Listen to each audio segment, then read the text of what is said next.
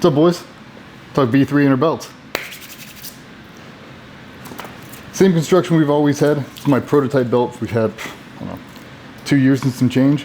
We decided to increase the rigidity just a little bit. It's still pliable when you put the thing on for the EDC option or anything. It's just a little stiffer than it was before. We had a couple complaints that the inner belt was a little flimsy. I didn't find it so, but now we actually did increase the rigidity. I actually like it a little bit better. Still compatible with the V2 belt, compatible with the V3 belt. You can still use your inner shroud if you want to. So if you're rocking this inside out, you can still take your shroud, still cover however you want to, the same way it always was. It's not needed now for a couple of different reasons, but you can always still use that. One of the main reasons is we went with some updated Velcro. So now it doesn't stick on your clothes the way the other ones used to back in the day. So it's not gonna fray up your t-shirt, doesn't really bind to a bunch of stuff.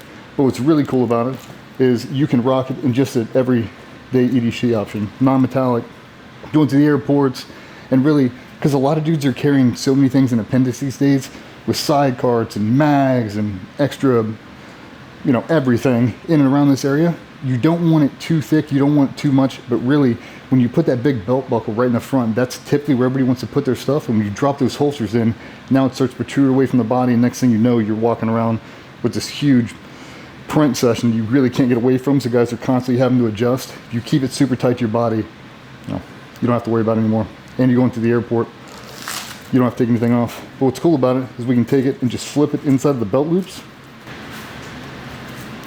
Now I can tuck it my handy dandy shirt. I'm a sucker for a tucked in t-shirt. Store everything how I used to. Throw the belt over top. One thing I'm going to say to everybody is if you are adjusting and buying these belts based off of your pant size, you are sorely mistaken, my friend. My pant size is 34. When you tape my actual waist, I'm a 36. So I wear a large belt. 36 is where I fit comfortably. Still got room to adjust, but that is how I ensure my belt isn't going to slip. Right? It's tight. It's in the exact same place every single time. It's not loose. It's not sloppy. It's not, you know, it's not so tight that it's constricting my breathing, but once I put the belt, I don't want the thing to have to move. So once it's in, you shouldn't have a whole bunch of play.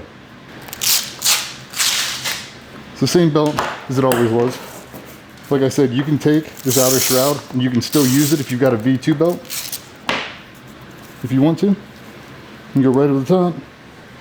So now the guys that are in duty or whatever you want to, you gotta go color matching. You can still have it outside the shirt. But for us, even in the worst case scenario, even like this, if I untuck the entire thing, it's not gripping on my t-shirt. To reiterate it one more time, tape your waist before you buy the belt.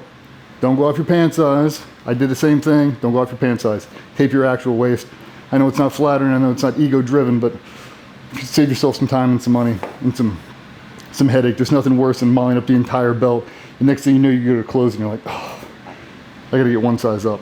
Do yourself a favor, tape your waist, order the belt.